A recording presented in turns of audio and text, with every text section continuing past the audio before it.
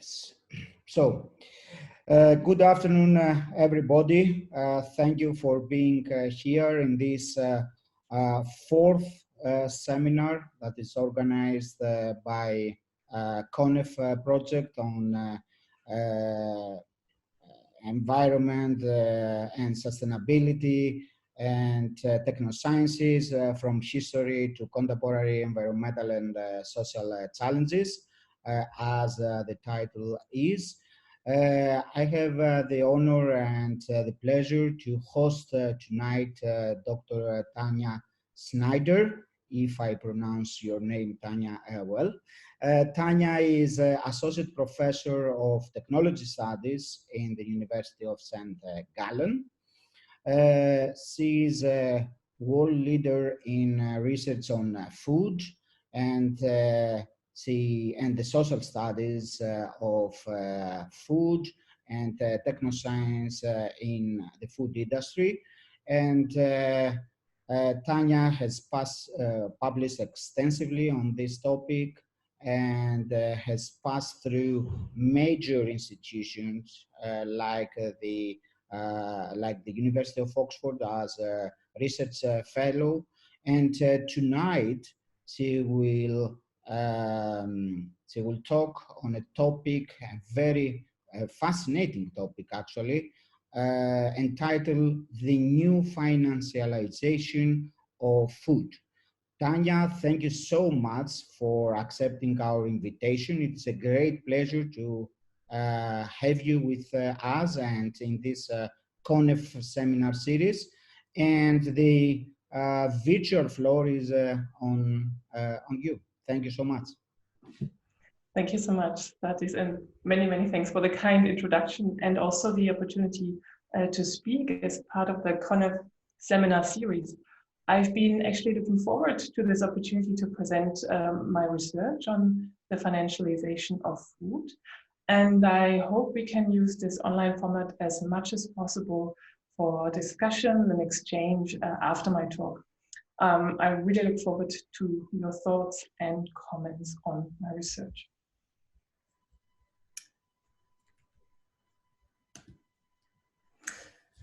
In a recent article in the New Yorker, a journalist and author, Nathan Heller, states that we are currently living in venture world.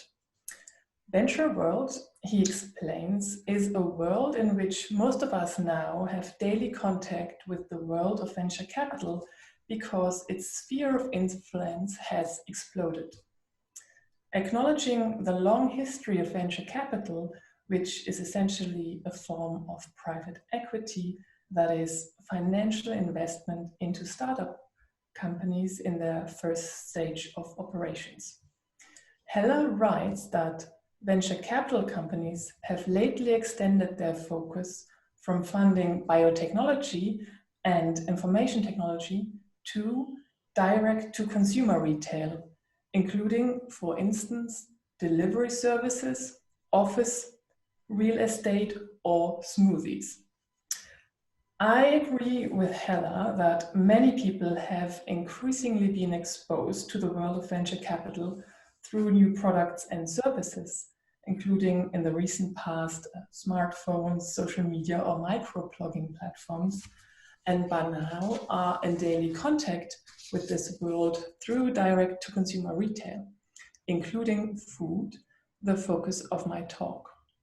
I would argue, however, that this is a contact that for the most part is unknown because it forms part of the backstage of food innovation.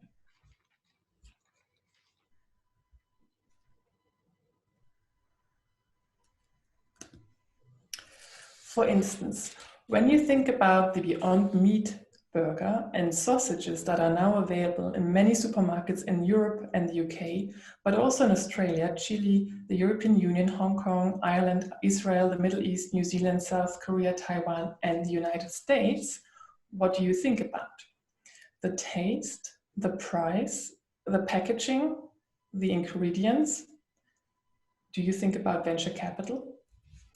Whereas many people might have seen the joyful ads for Soylent, a US-based company that produces nutrient-dense meal replacement drinks and powders have listened to proclaiming the benefits of plant-based and dairy alternatives, or might have tried herbs produced by an indoor vertical farm, they might know little about the large sums of financial investment that these food and agricultural tech startups have received. It is not that this information is hidden. To the contrary, it is available and accessible online. You can enter any ag tech, short for agricultural technology, or food tech, which is short for food technology, startup name, into your preferred search engine. And within seconds, you can access information on which venture capital firms have provided financial investments. This information is either accessible on Wikipedia, via newspaper reportage, or sometimes on startups' websites. For instance, the Wikipedia entry on Beyond Me, the US-based startup that you see here on the slide, tells us in the fourth sentence that the company has received venture funding from Breakpoint Ventures, Kleiner Perkins, Obvious Corporation, Bill Gates, Bizstone, the Humane Society, and Tyson Foods. And there are also dedicated online business databases that provide detailed information online about who has invested in startups and how much. In other words, the information is hidden in plain sight. My research takes this observation as the starting point to consider the limited public and, to some extent, scholarly discussion of how food innovation is financed and organized and the wider societal implications. I suggest it is important not merely to pay attention to the front stage of food innovation, that is the final product, the advertising and the numerous claims that accompany the introduction to the market, but to take into consideration the backstage of food innovation too. And I think this is very much in line also with the CONEF research project. Considering front stage and backstage, that is the full process of innovation from idea to market, enables a socio-material understanding of food innovation that reveals how what we eat is interwoven with global structures of finance and especially venture capital. So my talk today is based on my research informing a book project entitled Venture Food that I'm currently writing for a public audience. The aim of my book is to offer a critical reflection on the making of the new food tech industry and to stimulate a broader discussion about what kind of innovation is desirable for a fragile planet. The book is informed by my ongoing ethnographic and interview-based research with food entrepreneurs and investors in Switzerland, Germany, Italy, and Silicon Valley. In the first part of my talk, I will start by providing an overview of the emerging food tech sector, how I study this sector, and the food innovations developed and increasingly available for use or consumption. Drawing on my academic background spanning science and technology studies and informed by research in anthropology and social studies of finance, I specifically focus in my analysis on processes of assetization, that is, the ways in which food innovation is turned into financial assets. I argue that we're seeing a new form of financialization of food, or as I said, rather assetization, in the form of venture capital-backed food innovation that warrants urgent attention due to its far-reaching effects. I conclude my talk with an outlook on the broader implications of an assetized food innovation system. So let me first talk a little bit about the emerging food tech sector and to give a bit more background information. So what is food tech? I briefly said it's a merger of the words food and technology, which involves usually entrepreneurs founding startups that use scientific innovation and technologies to disrupt the food industry, which they often claim. So you see there's a very strong connection between scientific sites, such as university labs, but also other sites, and transferring that into a market setting.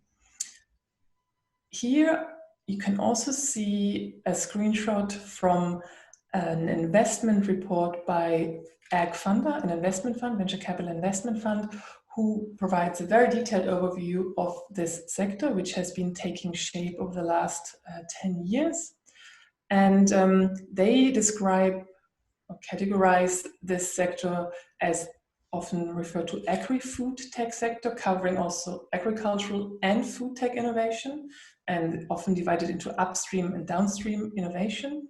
And here you can see, I just have to shift my image here, the upstream innovation on the left-hand side with ag biotechnology, agribusiness marketplaces, bioenergy, and etc., farm robotics.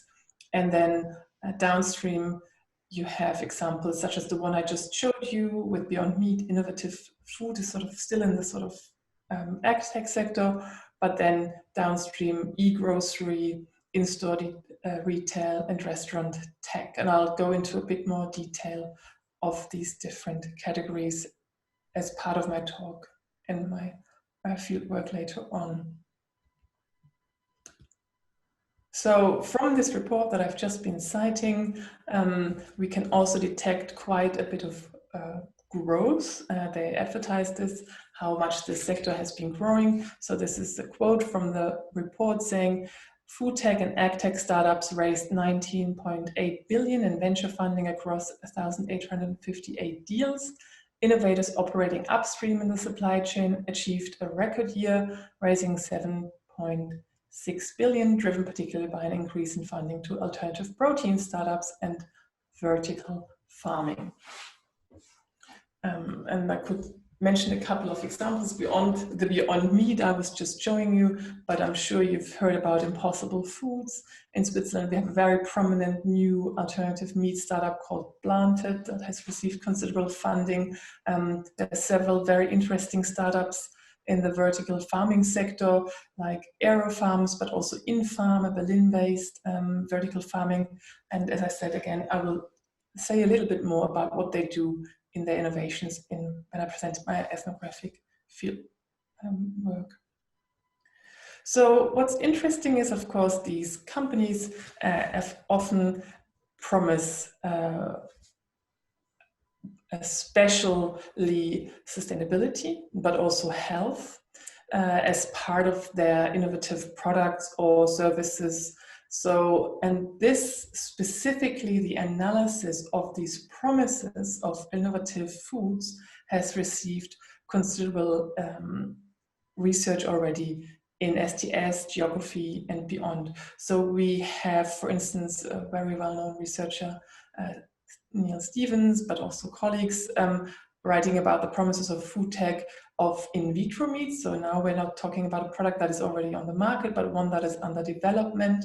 And they focus specifically on an analysis of texts and images, where they argue that the textual narratives assert environmental, health, and innovation benefits of this in vitro meat technology, and that the images that often come with this, with these stories, are resembling familiar forms of food. Often in vitro meat, or cultured meat as it's also sometimes referred to, is presented in the form of the burger patty, very familiar to us and similar to the alternative meat and protein.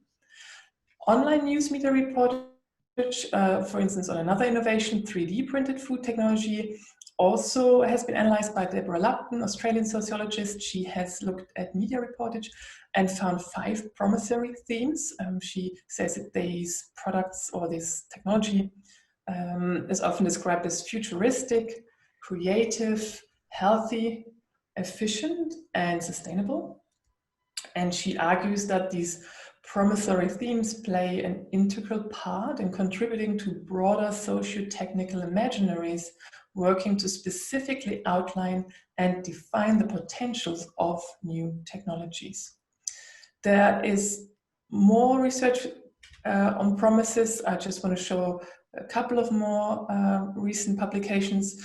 For instance, Fuentes and Fuentes, based in Sweden, have analyzed the marketing of vegan substitutes and have shown the important role of digital media packaging on stores to simultaneously alternativize and convenientize vegan products. And they strongly emphasize the material and discursive construction of vegan products, especially in relation to sameness and difference.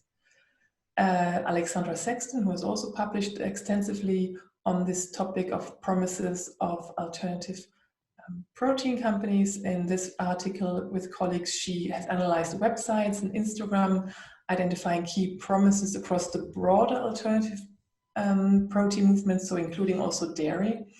And she found 5 key promises: healthier bodies, feeding the world, it's good for animals and the environment, control for sale, and tastes like animal. She also emphasizes how these promises are very contested, especially by conventional livestock shareholders. And I could have added more literature here on different innovations such as vertical farming, but I just wanted to show as an excerpt of this topic of the promises of these startups and their products being already quite well researched and contributing to an important debate, I think. So what are potential theoretical perspectives to understand this development of food tech? And I specifically here draw on theoretical perspectives on finance, food, and everyday life. And want to sort of introduce several terms which I will be using throughout this talk. So I think at least I want to briefly define them. So when we talk about financialization, we talk about the increasing role of financial motives, financial markets, financial actors, and financial institutions in the operation of the domestic and international economies. And of course, this is very well described in a book by Clapp and Isaacson, who I'm citing here. I'm citing Krippner as cited in Clapp and Isaacson, a book called Speculative Harvests, where they specifically focus on the financialization of the food system and point out how food and agriculture have become new arenas for accumulation, and also highlight how agri-food firms prioritize shareholder value, and how increasingly also everyday activities are influenced by a financialized agri-food system. I don't want to go into much detail into this debate, but I just want to flag it here that it's a very important one. But what I found that is not yet covered in these discussions, at least in the book, is an attention to new forms of financialization in the form of venture capital-backed startups. So let me say a little bit more about key theoretical perspectives that are commonly used to understand financialization, especially financialization of everyday life. Here I'm drawing on Pelandini's and Imani's recent handbook chapter, where she outlines these different traditions in great detail, distinguishing between approaches of Marxist and Foucauldian analysis, cultural economic sociology, social studies of finance, and sociology of inequality. I don't want to go into too much detail, just to flag that I will draw mostly and primarily on social studies of finance and science and technology studies, with a specific focus on these questions of what are the concrete processes through which markets and the calculative Homo economicus are assembled.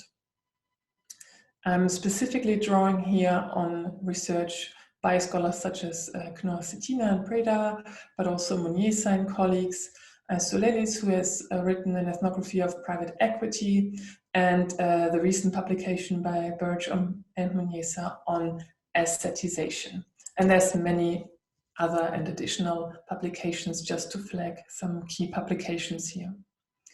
So what is meant by this term assetization, which I'm drawing on?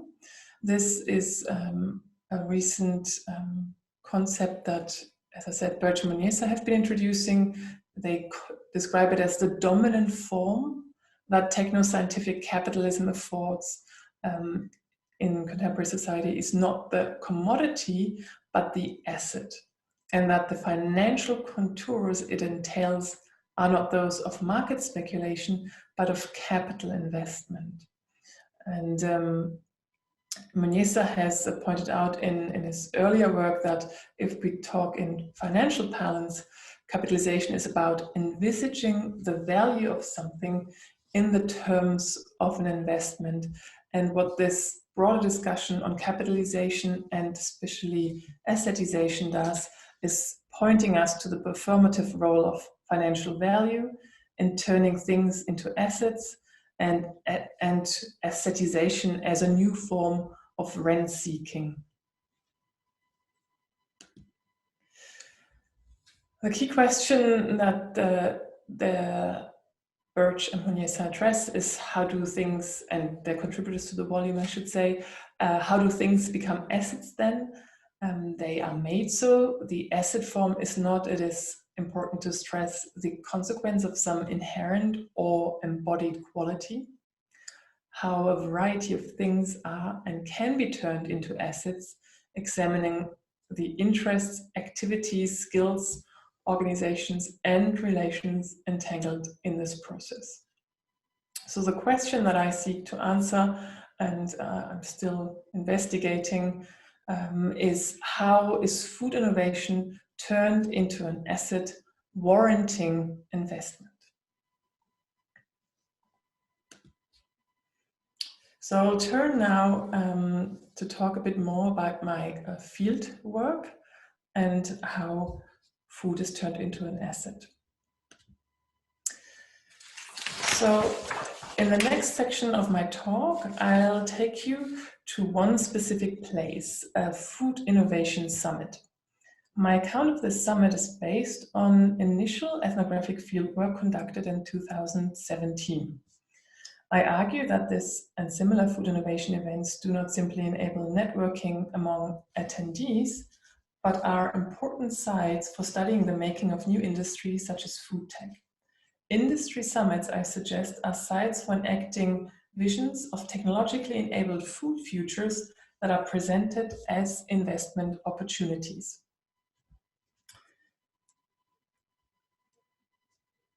Hang on, that was too quick.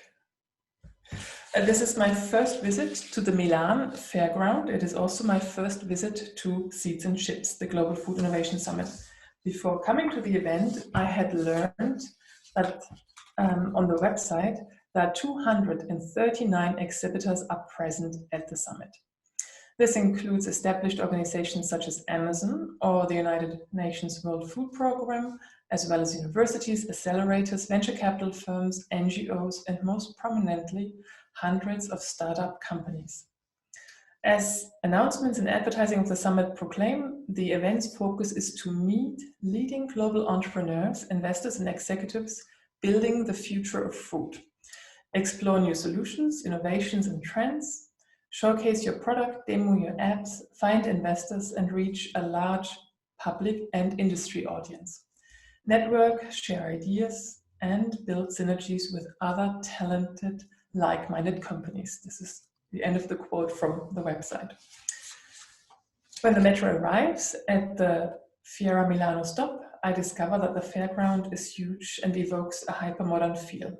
To enter the summit, I look for Hall 12 and enter via an escalator.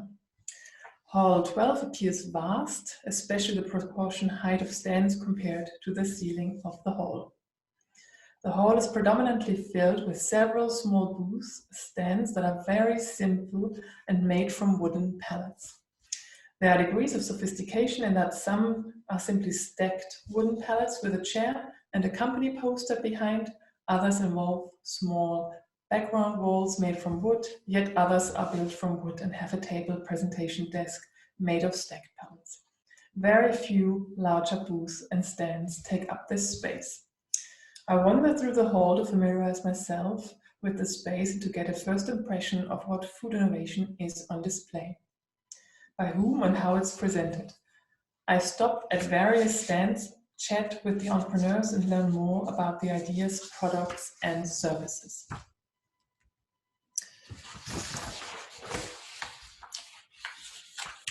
I I speak with two entrepreneurs based in India. They're working Clove, now called Clove Chef, a startup focusing on smart cooking.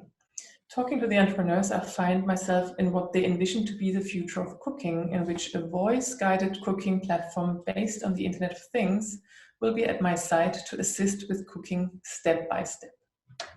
Next, I talk to a member of a German food startup, Bocusini, that showcases its 3D printing system called Bocusini Pro.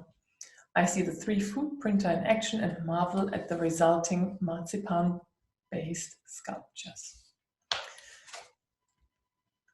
Then I speak with the founder of Flatev, a startup with roots in Switzerland that has developed a machine making tortillas and other kinds of flat breads. The machine looks and works like an espresso coffee machine. You insert a plastic capsule, which the startup calls pods, press buttons for crispiness and type of flatbread, corn or wheat-based, and about 1.5 minutes later you can open the drawer of the bottom of the device and find your finished tortilla. Similar to the capsule-operated coffee machine, there is a range of flavors and ingredients to choose from.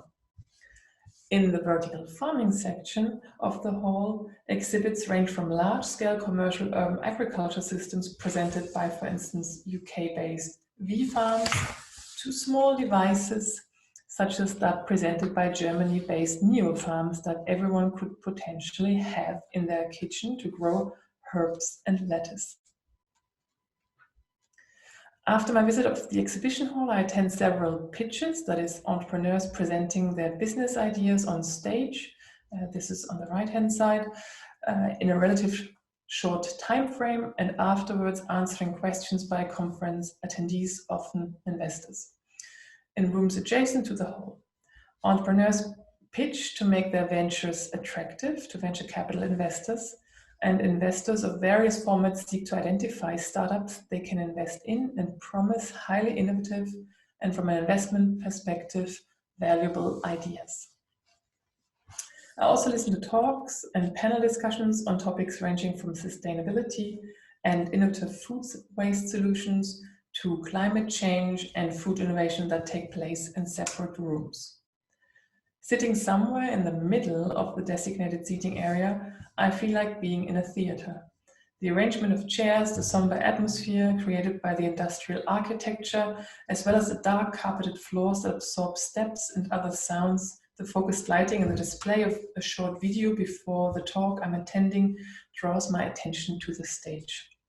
The setup and atmosphere is markedly different to the academic workshops and conferences that I usually attend. Yet in the short promotional video clip playing, it is the promotional video clip that stands out most. I don't show you the actual video, but I show you a screenshot of this video that captured my attention. The video's message is that the problem of feeding the world can be solved through technological innovation. The video is part of a narrative of progress that we encounter regularly, often unnoticed, as it has become a truism of our time. Science is presented as savior and technology as conquering challenges that humanity faces, facilitated by a marriage of science and business, epitomized in the birth of patents. What we see here is a narrative that is emblematic of an innovation economy fueled by scientific and technological innovation that enables the development of new markets, the investment of capital streams, and the extraction of rent, essentially a technological fixed narrative. This is an economy focused on growth and capital gains. Food, it seems, despite being industrialized for decades now, is facing a new surge of innovation and rent extraction. I've come to think of food tech summits and other, sometimes smaller food tech events as spectacles after attending several of these in person or virtually. A spectacle, according to French sociologist Guy Debord, who published a seminal book, The Society of the Spectacle in 1967, is, and I'm quoting, the autocratic reign of the market economy. At Seeds and Chips, food tech innovation is celebrated, if not worshipped, and its investment value underscored. My thinking is inspired by ethnographies of conferences and trade shows that describe conferences as collective performances, including that of Lena Riedl, Associate Professor of International Political Economy at the University of Warwick, based there in the Politics Department. She has recently captured this connection in an article in Economic Anthropology by pointing to the spectacular setup of conferences in her study of capital market conferences. She argues that conferences are more than just research sites, and indeed have come to be an integral part of market designs. Drawing on Debord, she emphasizes that the knowledge that is circulated at these conferences is validated in the performance and thus gains value for the spectator. Indeed, the spectacle serves as an instrument of unification. Connected to the role of unification, I find Debord's definition of the spectacle as a social relation among people mediated by images insightful. Media play an important role in Debord's analysis of the spectacle and especially the visual. Thinking back to my visit at Seeds and Chips, what is most vivid in my memory, but also captured in my notes and the photos of the event, is the design for visual appeal. This appeal of the summit is not lost once it is over. The recording of the segments of the summit in the form of photos and videos circulated on the web and in social media posts, tweets, and video channels capture what was said and seen for those at home and those who couldn't join in Milano. Spectacular food tech events provide informal occasions to encounter each other around a shared topic of interest, talk about one's interests, share business cards, and follow up the initial conversation, much like at other conferences and events. Yet, food tech conferences centered on novel products and technologies do more. As research has emphasized, conferences are sites in which organizational fields and whole industries are being made. In Rao's words, conferences are ubiquitous strategies of claim-making that link diverse participants together into a collective performance. It is this collective performance that I aim to dismantle to show the different actors and roles they play, the props they use to enact new technological possibilities, but also the power of media, social media and traditional media, to convey the news of food innovation beyond the physical location of Fiera Milano. Conferencing is then one important practice for assembling food tech, a new field that didn't exist a decade ago. Many other practices contribute to making food tech an industry of its own. Newly formed industry associations producing and circulating colorful maps that provide a one-page overview of the food tech industry, banks and investment funds issuing high-gloss reports on the future of food and potential food tech investment opportunities, such as this from the Swiss bank UBS that holds or claims to see the food revolution, or accelerators advertising newly formed food verticals. The conference, though, is one important place in the equation where reports, maps, flyers, aquaponic systems, insect-based snack bars, or 3D printers and the people behind them come together, connect, and form new networks. These networks are not simply held together by social relations, but are commonly tied through financial investments and legal contractual obligations. Entrepreneurs keen to develop their initial business into prototypes and products with the aim to make the food system better for people's health, environment, or more transparent, rarely succeed in their disruptive and transformational aspirations without money. Initially, entrepreneurs typically self-finance with savings, apply for public grants, or turn equity to equity crowdfunding and angel investors to receive funding to develop a business idea. Once this is successfully achieved and a prototype has been developed, entrepreneurs turn to venture capital investors for additional funding and advice on product development and marketing activities. Against the backdrop of entrepreneurs' financial needs and the growth of the venture capital industry that emerged in Silicon Valley in the US in the 1980s, and based on my interviews with entrepreneurs, investors, heads of food verticals and accelerators, and my observations of food tech summits, I suggest that we understand food tech conferences as spectacles of and for assetization. To do so, as I pointed out already, I'm drawing on literature from the sociology and anthropology of finance and Monisa's work on assetization.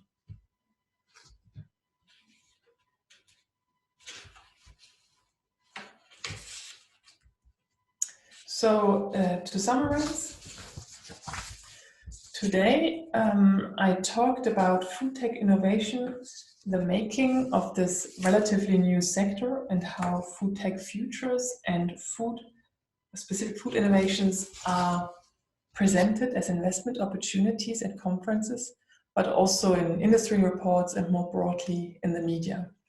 I examine the rationales and aims for staging and narrating food futures in particular ways. And here I've pointed specifically to the material discursive practices through which food futures are enacted. I also emphasize the role that setting, that is the stage and the setup, frequently organized as a spectacle, play in promoting entrepreneurs' visions and reflect how that spectacular setup is connected to assetization. In other words, I aim to show how food is turned into an asset and argue that spectacularization is a central process for doing so. Seeds and Chips is not the only event showcasing and discussing food tech innovation. It's also no longer the biggest events. We have a couple of others that have emerged over the last couple of years. These conferences, large and small, they share similarities but also differences. What they share is an ambition to provide a stage for entrepreneurs to showcase their innovation, either in the form of an exhibition, a pitch, or during a panel discussion. Some events include tastings, others at least demos of the new food products, yet across the board, most events focus typically on words and images, as my description of Seeds and Chips illustrates. Although the stage and the exhibition hall at these events are central, visible, and tangible, less tangible activities such as networking are much more important. These networks form part of an ecosystem that often builds on the basis for future business relationships in the form of consulting, advising, investing, and more. Before 2015 and the inauguration of the first Seed and Chips Summit, venture-backed food tech innovation for the most part was done and talked about in these terms in Silicon Valley.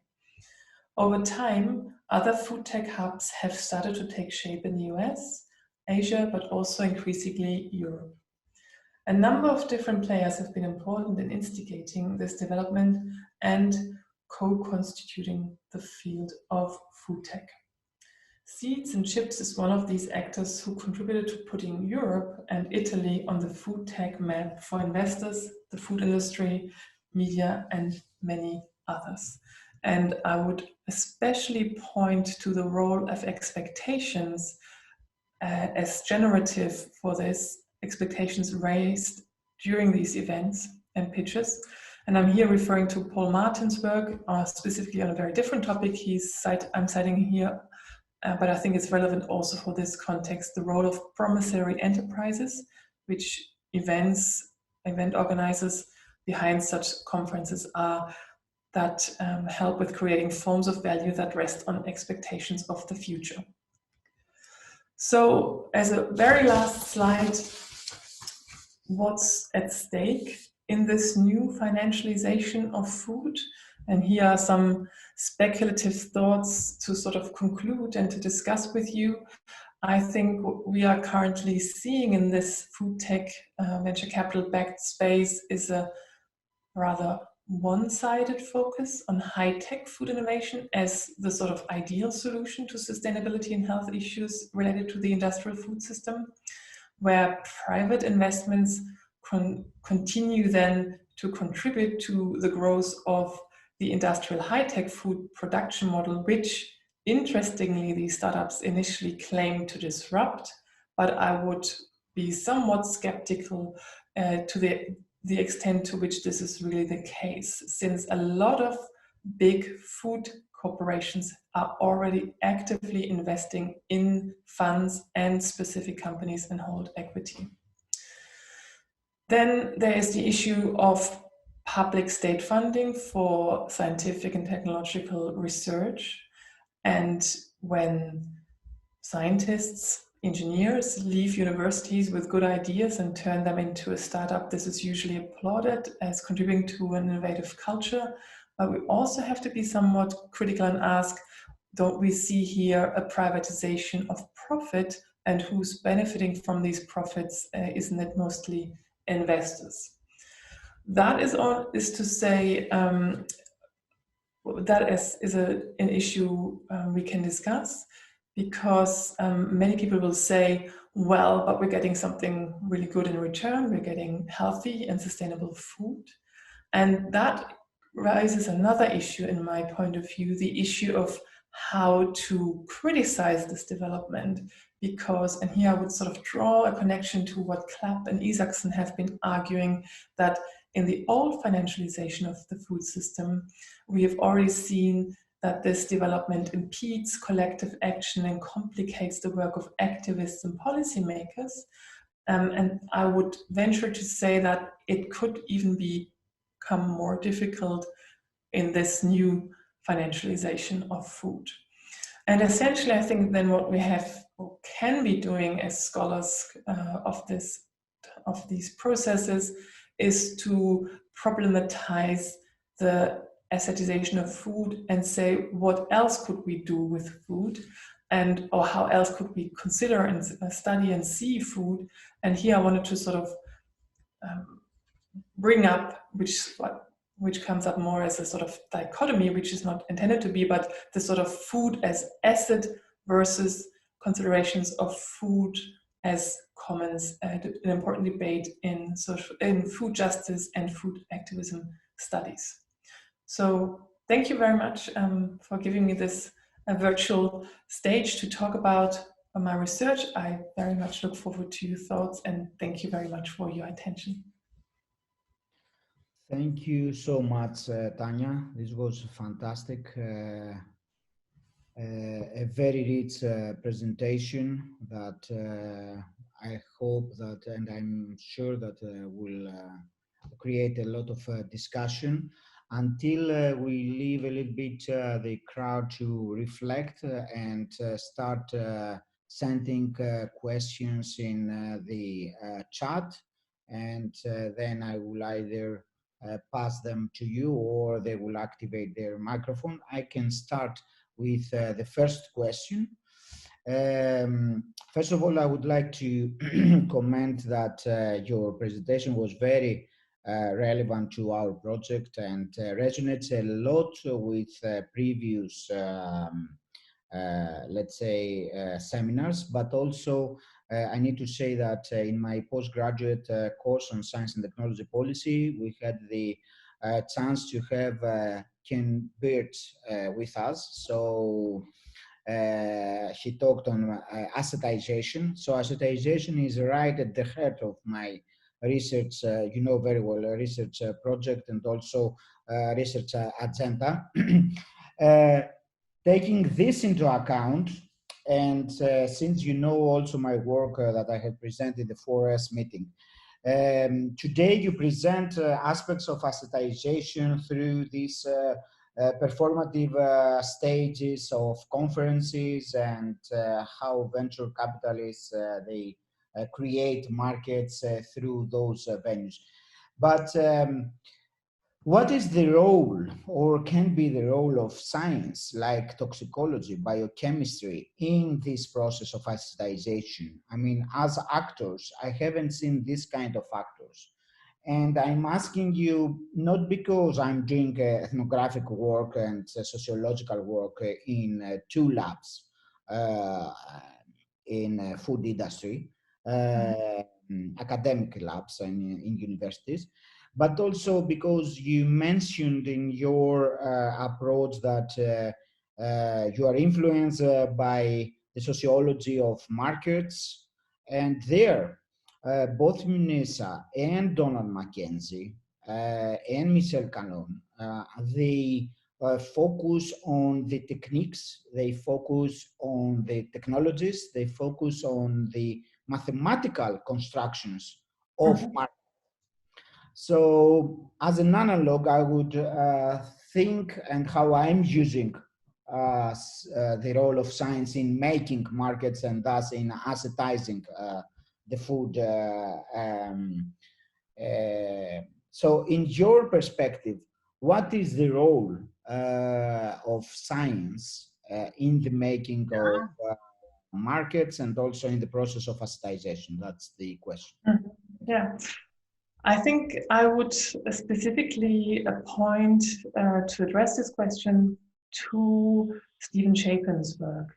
So I think specifically his book, Scientific Life, was one of the first books that I was reading in more detail when I started this venture food research project, because I was very interested. First of all, he talks about venture capital as part of this book towards the end. And he also talks about this historical development of how scientists have come to see themselves less as driven by this ambition to, generate new knowledge, but this ambition, and he's talking mostly, of course, about the US, where he's been doing his historical research, and increasingly by an ambition to patent and to make their ideas transferable and ready for markets. So in some ways it's a legal argument, a historical argument that he's making, but I would see this as the background, the underlying background behind this financialization. And that would be for me how science and scientists are involved in this. So for me, I would then talk to scientists doing that. So as part of my fieldwork and interviews, I've also spoken to scientists from food science, for instance, who've made the move from food science into the startup world to ask a question, why would they consider this move? And this was a very young and motivated person I was talking to, and she was saying she wants to have an impact and she believes in this idea to make more a sustainable food. This was in the case of an alternative protein company. So I think the ambitions of scientists and the sort of impact they're seeking and the sort of values that they follow have been shaped.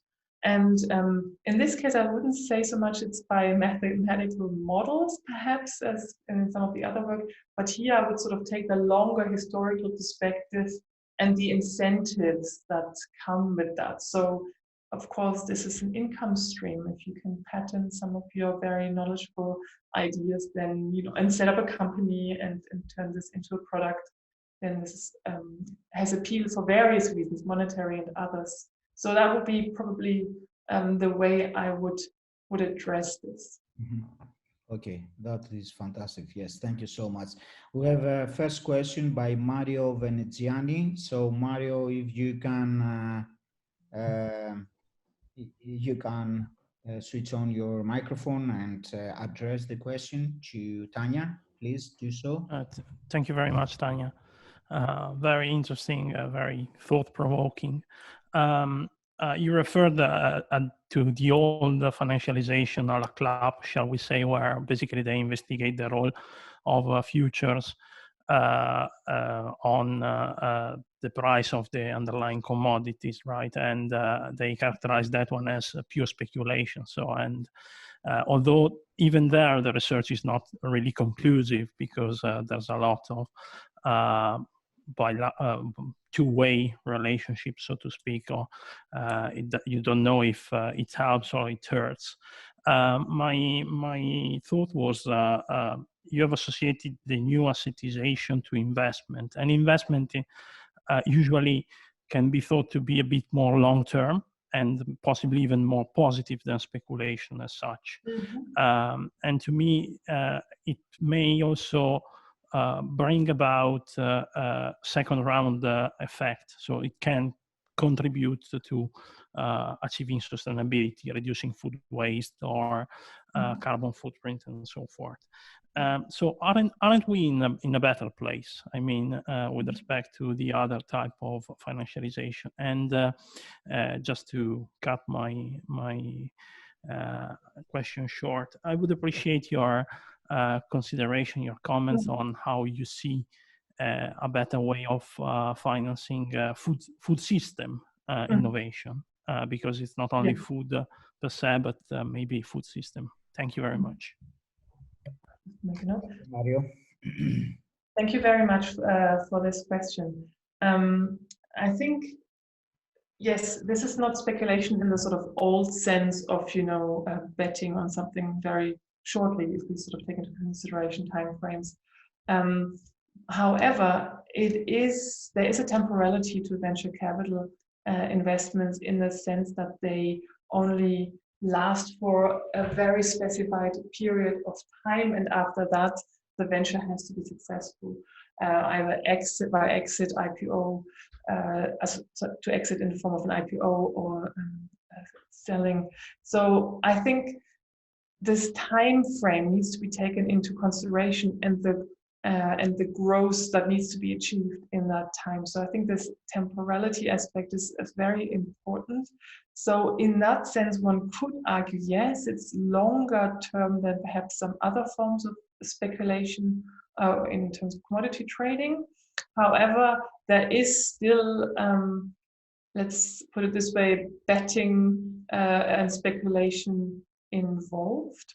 And the issue that this causes, in my view, and I'm sure others have said this before, is that some innovation is deemed worthy of venture capital investment and others not. And it's often that kind of innovation that can create this growth and this scalability within this time period. So I think that would be one of my answers to that, and that we would need even longer term forms of investments. So how to achieve that?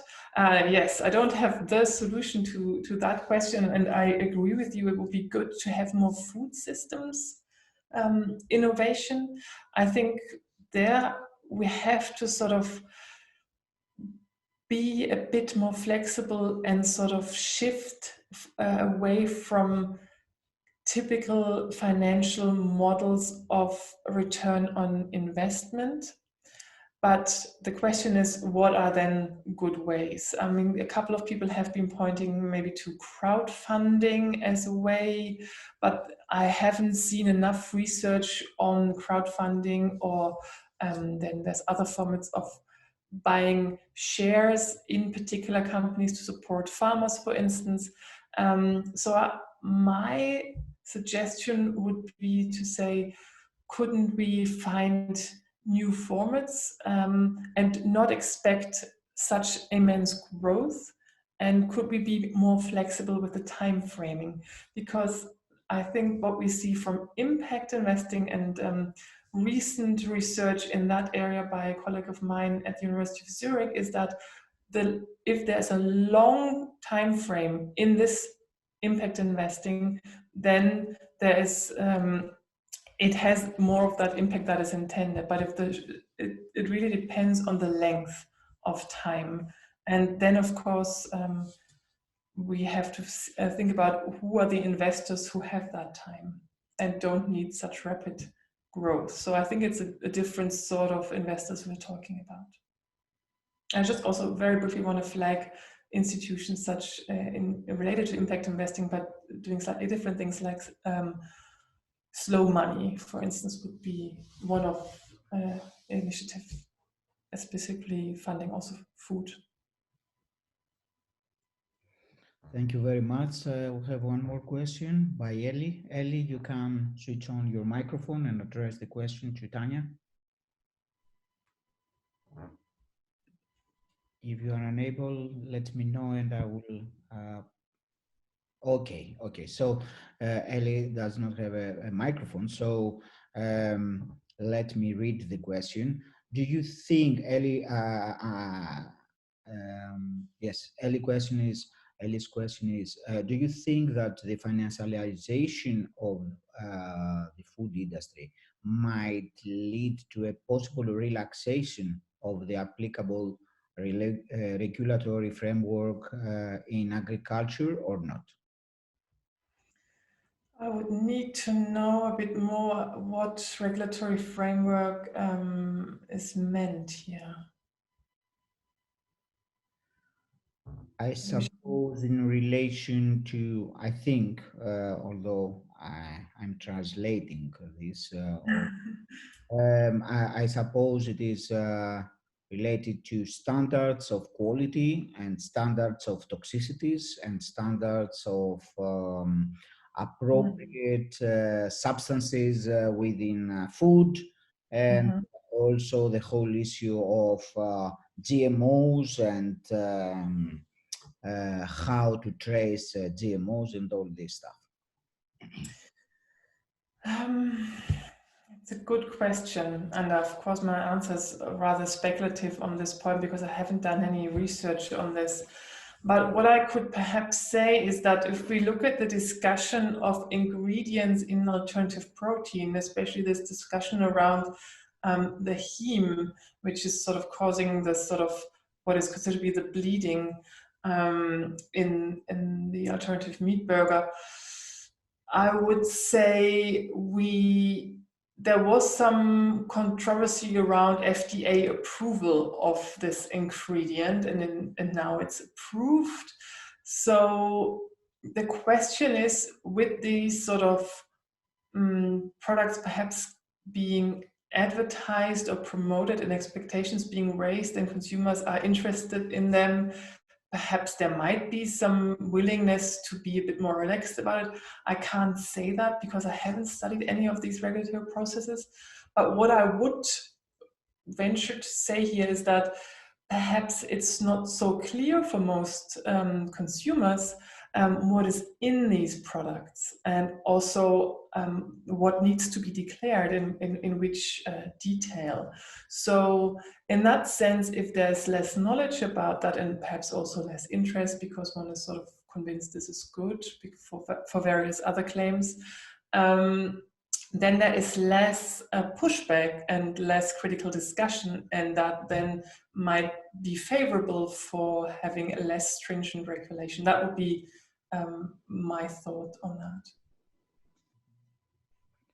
Okay, thank you very much, Tanja. Any other question? A question from the audience? I see a hand. I don't see it. Kostas Batis. Okay, Kostas, yes, please. Hello, hi. Hello. He's a postdoc and he works in the CONEF project. So he studied as an economist and then shifted to STS and transition studies. So yes, please. So thank you for your influential talk. I'd like to make a comment actually about the sustainability and the way it's perceived in this, let's say, assetization pathway, if I can say it like this. Mm-hmm. This is the one, and something more. I would like to make also a comment about how critical is the role of banks in this financialization of food. Mm-hmm. Sorry, so there was a first and a second question. The second one was about the role of the banks, and the first one was about assetization, but could you repeat it? About the way sustainability is perceived in the assetization pathway. Mm-hmm. Yes. Okay, so for me, this is very interesting a question, especially this perceived by whom? By the potential consumers or by the investors or the entrepreneurs would be my first question. well, by the producers, let's say, about the, you know, the enterprises, how they perceive, you know, sustainability. Yes. yeah. Okay, so what I would say is that I've had various different interviews, and for some entrepreneurs this has been very important as part of their food startup to create a sustainable product or contribute with their innovation to a more sustainable way of eating. And so it has been very close to their heart, and they have been pointing out this or continue to point this out. When you look in a bit more detail what they mean by sustainability, and I've written about this in a book chapter, there is often an understanding of sustainability that is very strongly focused on efficiency. And so it's a very technical and calculated understanding of resource efficiency, often what they refer to. There's less consideration of other aspects of sustainability, such as social sustainability, which is actually part of an understanding of sustainability already since the Brundtland report. So I think that is something to be aware of, and to always, as TES researcher asks, so what do they actually mean and how do they actually calculate it, and do we actually agree with this kind of definition, and what is at stake if they get to define what sustainability is. And about the role of banks, I think that's a very intriguing question to ask. Of course, the banks, and especially the investment banks, are central in the exit. So if a venture capital fund invests in a particular startup, and at one point the company goes on the stock exchange through an IPO, then you have to think about who's earning money in this situation. It's not only the investors, but also in terms of fee structures. There's a lot of others, not only banks, but definitely the bank, who have to gain benefits from this. So in some ways, one could, and as I haven't researched this in detail, and I actually haven't talked to a banker, at least on the record, on this topic, it's perhaps not so surprising to see these glossy reports by banks, such as the one I pointed out from UBS, but then there's others, you just have to go and Google them. So they have an interest in this to be a deal for them, I would say, and to earn fees in the process. Mm-hmm. And to have their own venture funds, by the way, too. Thank you. Okay, thank you, Kostas. Any other question from people in the audience? If there is no other question, I have one more question to ask, and this is related to what you said, the food as asset versus the food as common. So there, in a more normative way, how we can, let's say, how the assetization aspect and the assetization approach can assist us to not only be critical on the way that food as an asset pathway, let's say, but also see some alternative in bridging the two. Is this possible, or it is very challenging and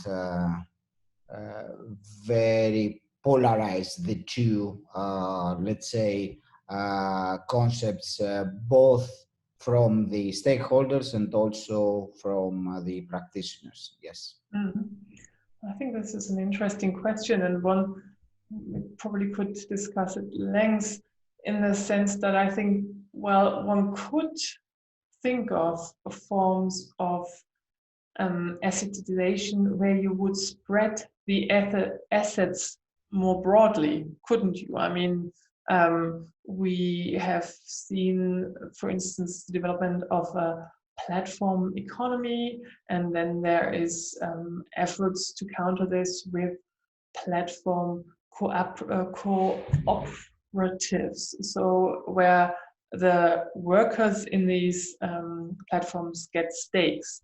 So if you think about who gets equity or who gets to benefit from venture capital backed startups, I guess it would not be in the interest of the current investors in the current arrangements, but one could think about, just to dream this up, the other vehicles where the stakes would be distributed more and more were to benefit from this.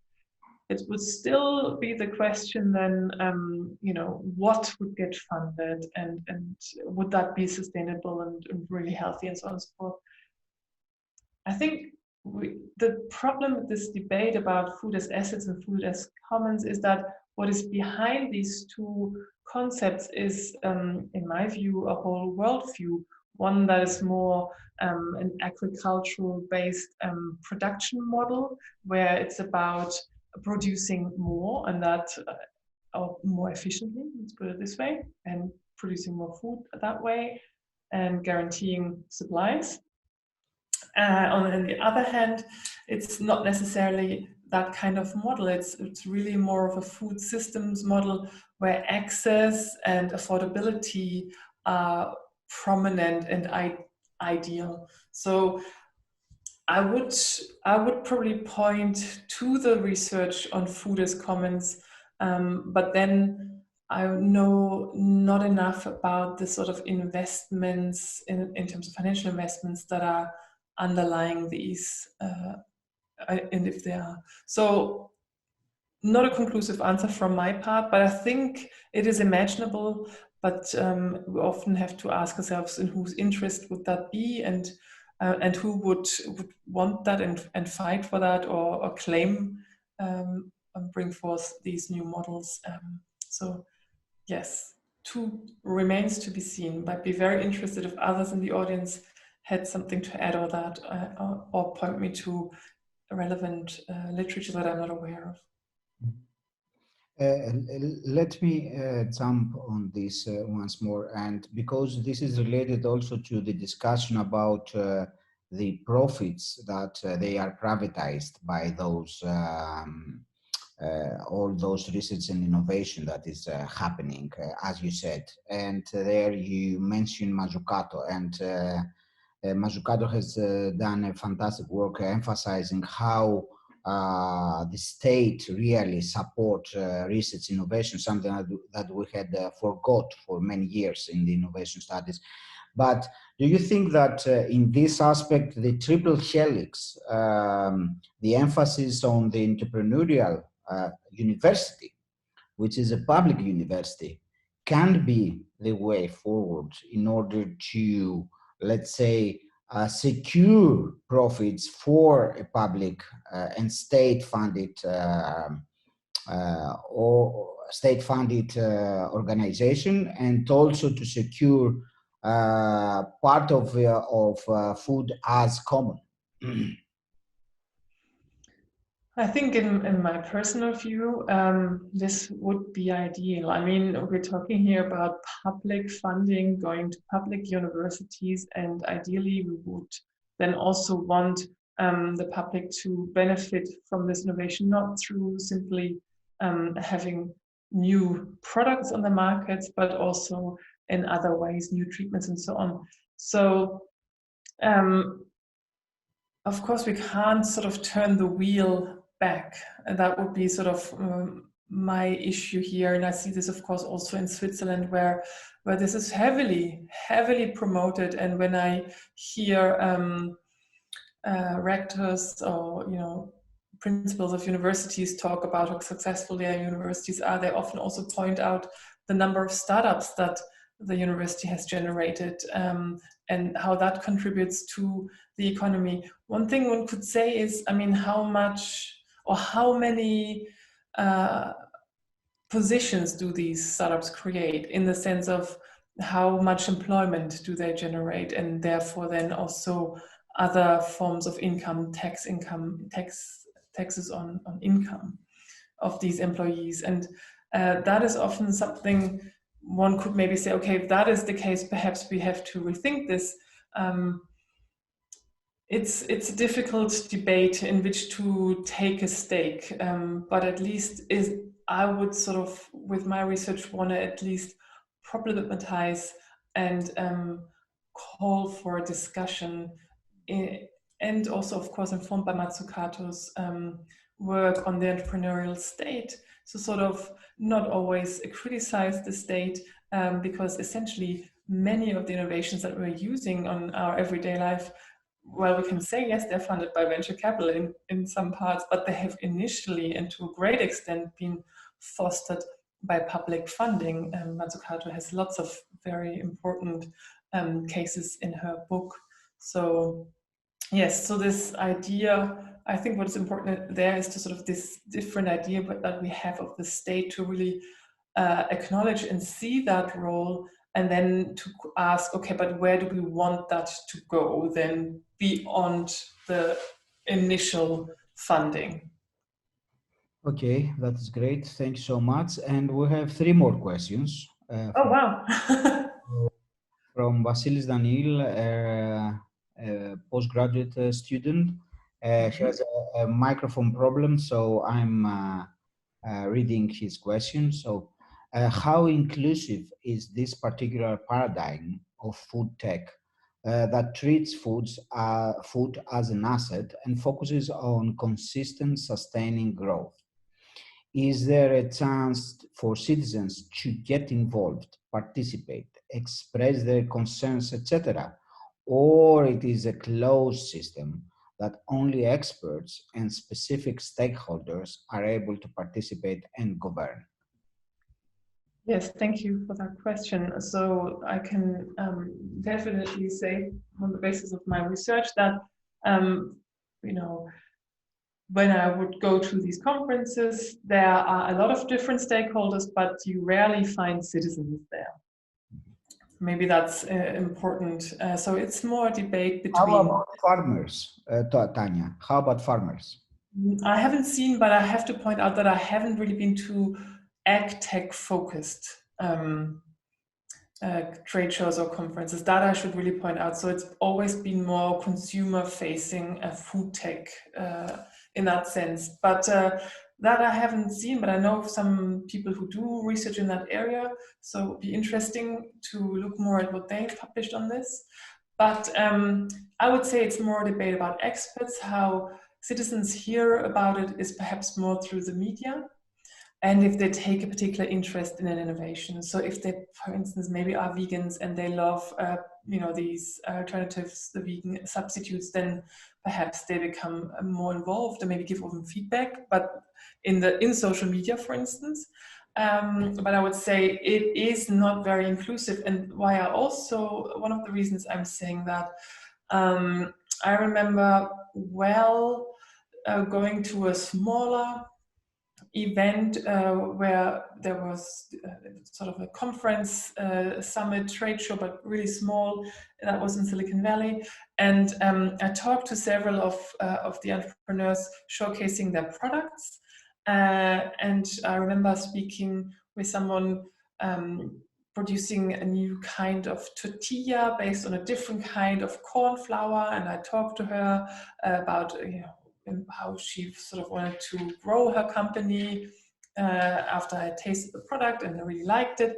And then she said, yeah, it's very, very difficult for her to get funding because there's, you know, there's not the value seen in this kind of innovation than it is seen in some other innovation. And that has to do, most likely, she didn't say that, but this corn flour wasn't patented or wasn't patentable.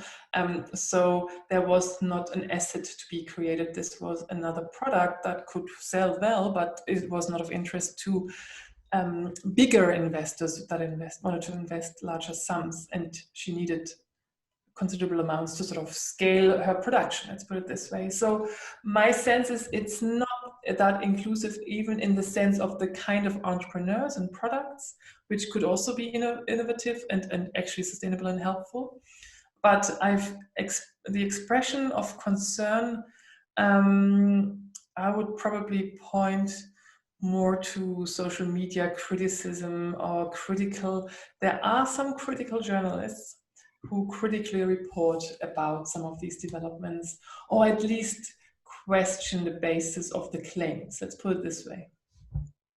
Okay. Thank you very much, Tanja. One more question. A follow-up question by Ellie. Ellie is asking, do you think that blockchain will facilitate the funding of innovations in the food industry?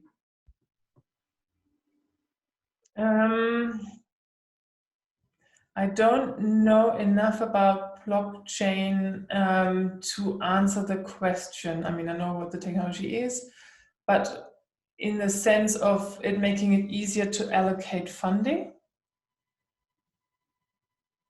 I just wonder where the direction the question's going. I might have to pass on that one. Mm-hmm. About blockchain, you mean? Mm-hmm. Okay. Yes.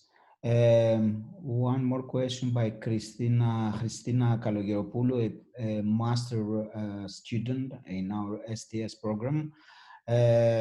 Christina is asking whether you believe that public funding of innovation, research and innovation of such technological ideas in food industry will probably help the food industry in the long term more than financial investments that come from venture capitalists and private sector, and whether using public figures like Sir David Attenborough and other this kind of public figures should be a valuable tactic in the social media world that we are living.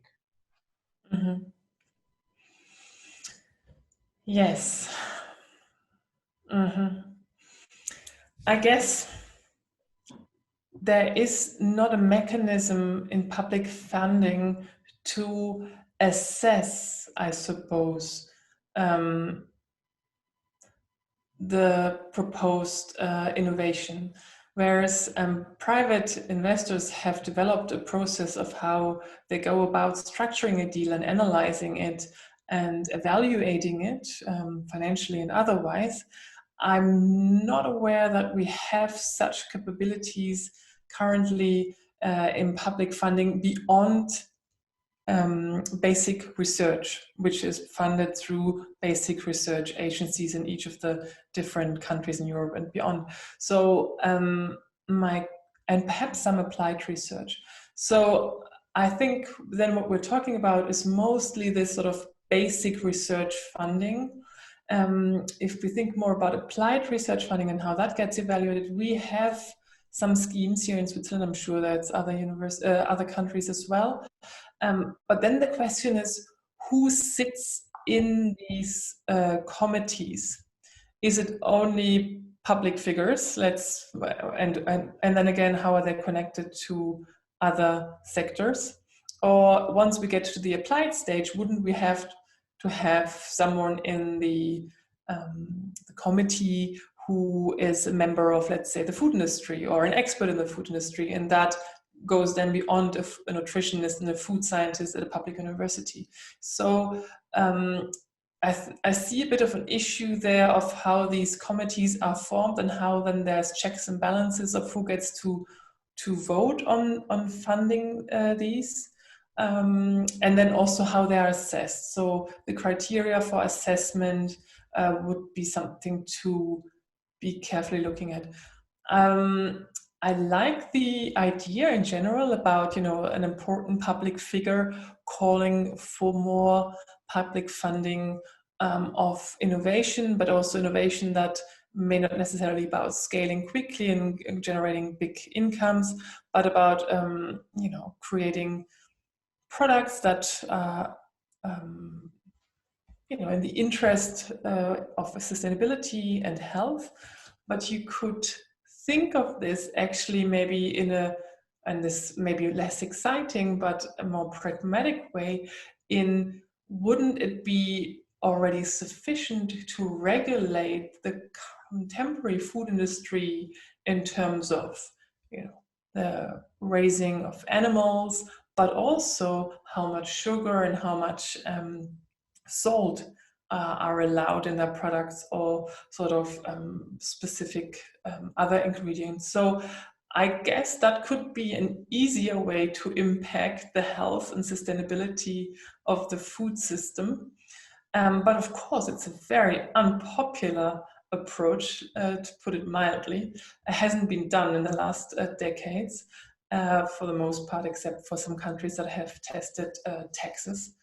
And I guess there's a huge lobby, as we know from important food studies research, that would obviously try to prevent that. So having rather innovative products that claim to be giving us health and sustainability is actually a good way to sort of shift the discussion away from these regulatory public attempts, I would say. Okay. Thank you, Tanja. One more question by Alexandros Vakoulas. Alexandros is a PhD student of mine, and he works in a CONEF project. So, Alexandros, please move forward. Hello, and thank you for the very interesting presentation and a very interesting subject. So my question would be about traditional knowledge in agriculture and agricultural production, and maybe I will be voicing some of my concerns. You show us conferences and trade shows where food becomes spectacle and tries to become spectacular at the same time, where we have some new modes of production of food, where production comes close to consuming the food as well. Also, from the other part, I would assume that hybridization of seeds plays a large part of, let's say, turning traditional species into assets. So my question would be, not in terms of materialities, but in terms of knowledge. Where would you see traditional knowledge as ways of cultivating varieties or producing food, maybe for thousands of years? Where this traditional knowledge could be situated in this scheme of food innovation? Is it appropriated by research groups and turned into an asset herself? Is the public, let's say, deprived of this traditional knowledge? I would very much like your comment on this. Thank you. Thanks for the very interesting question. Well, I guess one quick response could be to say, we might see this traditional knowledge being practiced in alternative food networks. So smaller groups of interested and concerned citizen consumers who join in movements to support particular, let's say, products or species or seeds. So connected to a larger debate on food activism. That could be one way.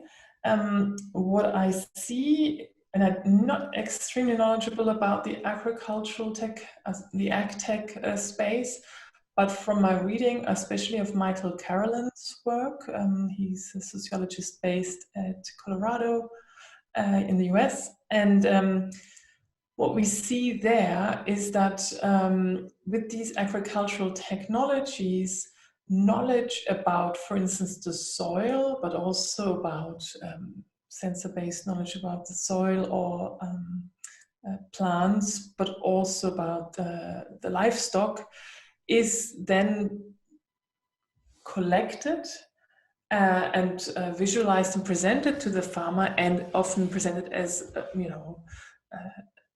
a help in their efforts. And you could potentially say then, okay, who owns this data? And there's really very fascinating research going on this topic by several researchers, which I can point you to maybe in a separate email. But this is an important question, I think, about who owns the data then, and also who has access to it.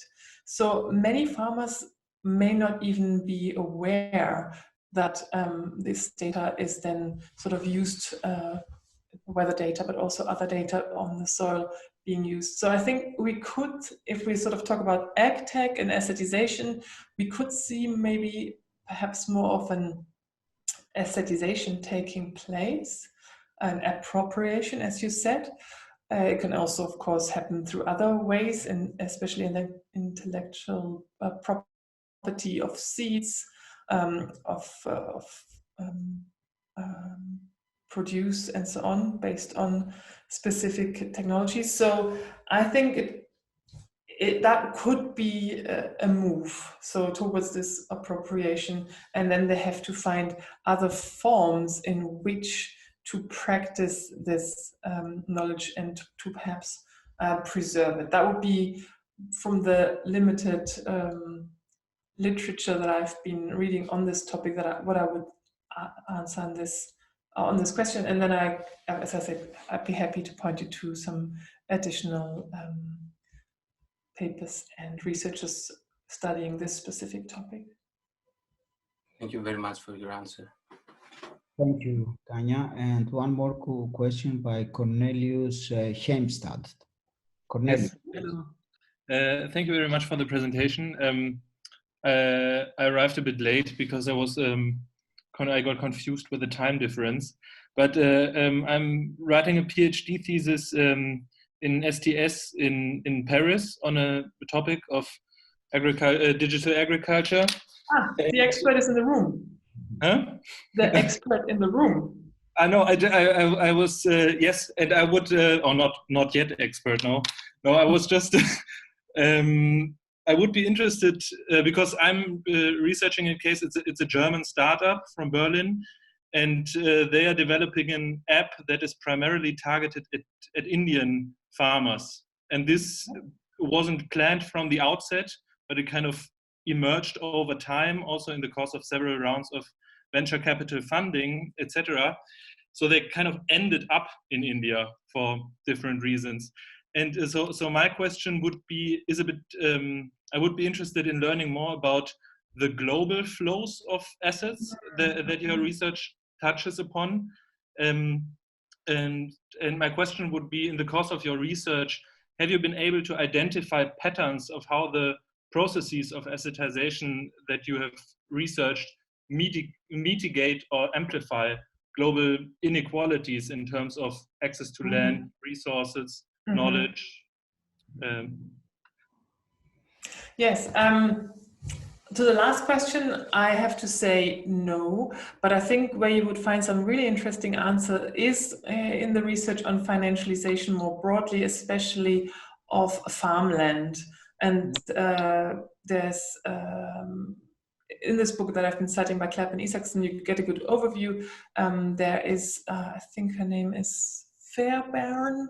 She has written about fields of gold, so the assetization, well, she calls it financialization of farmland, and the connection, especially to inequalities that provokes or fosters. So I think I would point you to that.